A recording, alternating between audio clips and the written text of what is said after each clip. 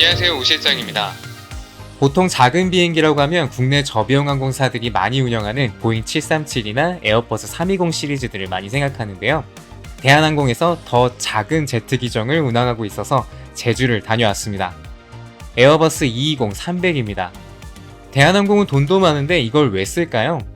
물론 돈 때문입니다. 기름 냄새만 맡아도 움직인다는 말이 있을 정도로 연료율이 좋고요. 소음도 적다고 합니다. 이 친구 동체 직경이 거의 보잉 777의 엔진 사이즈와 견줄 정도로 아담한 사이즈인데요.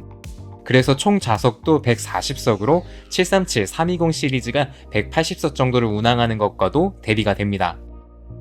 항공사 여건에 따라 다르겠지만 보통 운항할 때 손익분기점이 좌석을 70% 이상 채워야 한다고 한다면 220은 50-60%만 돼도 된다고 해요.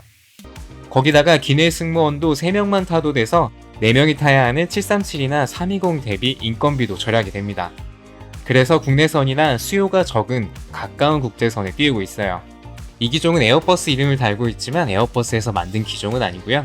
캐나다 봄바디어사에서 만들었지만 재정위기로 에어버스의 사업 건을 팔게 되면서 에어버스 소속이 된 케이스입니다. 그리고 미리 말씀드리자면 이 기종이 작지만 반전인 게 의외로 기내나 좌석은 개인적으로 더 쾌적한 느낌입니다. 잠시 후 탑승하면서 보여드릴게요. 제주공항 에어사이드에 들어왔고요. 현황판에 에어프레미아를 제외한 모든 국내 항공사들이 다 보입니다. 세계에서 가장 바쁜 노선답게 제주에서 김포로 가는 편이 제일 많아요. 16시대인데도 항공편들이 5분마다 한두 대씩 되는 팍팍한 스케줄입니다. 게이트 5번에서 보딩을 하고요. 김포로 가는 16시 45분 K1270 편입니다. 수요가 적은 시간에 띄우다 보니 좀 애매한 시간에 올라가게 됐어요. 리모트로 버스를 타고 이동을 해야 합니다. 220이 작아서 브릿지 연결이 안 되는 건 아니고요. 찾아보니까 브릿지 연결하는 영상도 있더라고요. 아직 신도장을 입지 않은 기체고요. 호텔리마 7200 8년 된 기체입니다. 기체는 날씬하게 잘 빠진 모습이고요. 적은 좌석수답게 날개 비상문이 1개만 달려 있습니다. 탑승해볼게요. 탑승구 쪽에 좌석이 2개뿐인데요. 220의 좌석은 2-3배열로 다른 협동체들에서 볼 수 있는 3-3배열에서 좌측열에 한 석이 빠진 구조입니다. 그래서 좌석 좌우 너비가 넓은 장점이 있어요. 약간 좌우 비대칭 같은 느낌이 있는데 이게 저는 계속 적응이 안 되더라고요. 오늘 좌석은 53α 창가 좌석입니다. 한 가지 팁을 드리자면 보통 앞좌석 지정을 많이 먼저 하시기 때문에 뒷쪽 좌석으로 지정하시면 혼자 편하게 가실 수 있는 가능성이 높습니다. 물론 만석이면 의미가 없어요. 짧은 거리 셔틀을 많이 뛰고 국제선도 멀리 다니질 않아서 시트나 기체는 깔끔한 편입니다. 앞에 말씀드린 대로 140석 기종이라 승무원은 3분만 탑승을 하시고요. 오버헤드빈의 높이가 높지 않아서 이렇게 열려있는 상태에서는 머리나 어깨가 닿을 수 있어요. 제 키가 크지 않은데 어깨가 닿는 게 신기하더라고요. 2-3배열은 여전히 어색하네요. 좌석은 굳이 안 넘겨도 될 것 같은 미묘한 각도로 살짝 넘어가는데요. 넘기나 마나할 것 같은 느낌입니다. 비행기가 작아서 좌석 간격이 닷장 수준이 아닌가 싶었지만 30에서 31인치 정도로 단거리용으로는 넉넉합니다. 좌우 너비가 넓다고 말씀을 드렸는데 47에서 48cm 정도고요. 제가 어깨가 넓지 않은 편이라서 거의 딱 맞는 것 같아요. 놀랍게도 대한항공 이코노미 중에서 가장 넓습니다. 좀 넓다고 하는 A380도 46cm예요. 그리고 이 기종 설계를 에어버스에서 한 게 아니다 보니까 다른 에어버스랑 비교해도 창문이 다른데요. 작은 기체치고 뭔가 길쭉하고 커 보입니다. 이게 수치상으로는 777보다도 큽니다. 그래서 기내가 작아서 오는 답답함이 적은 것 같기도 합니다. 기본적으로 좌석마다 A타입 충전 단자가 있고요. 두 좌석당 1개씩 아래에 전원 포트도 있습니다. 이쯤에서 세이프티 카드로 기종 인증을 하고요. 푸시백과 함께 세이프티 안내 타임인데요.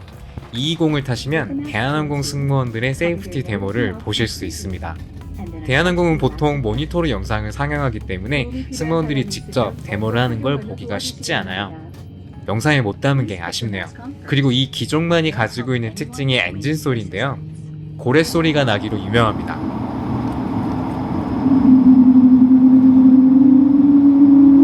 고래 소리 같나요? 엇박에 차임이 울리고 이륙 안내 방송이 나옵니다.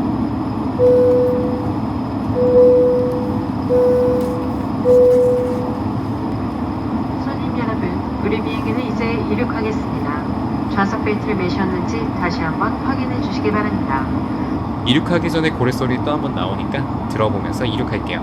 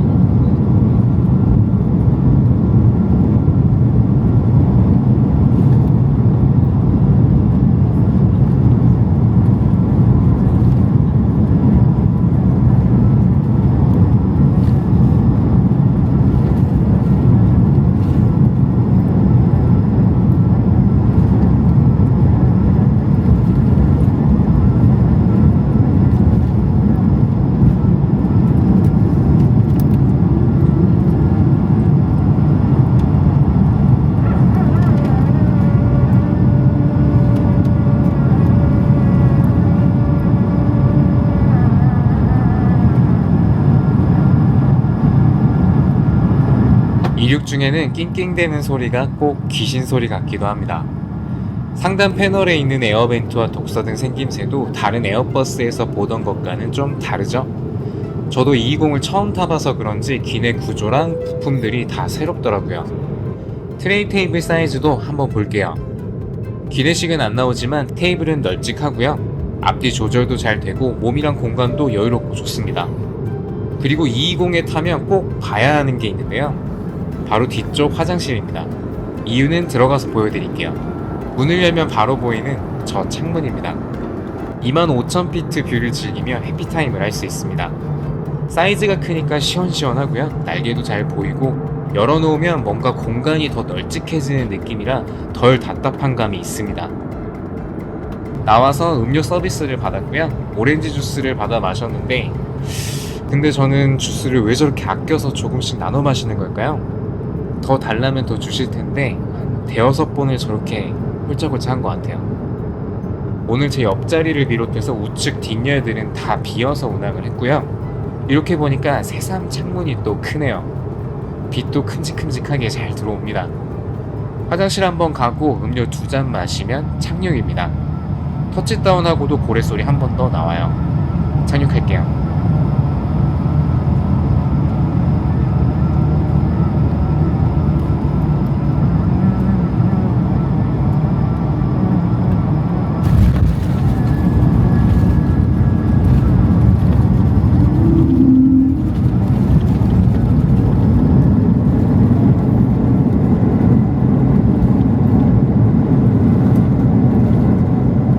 마무리하겠습니다.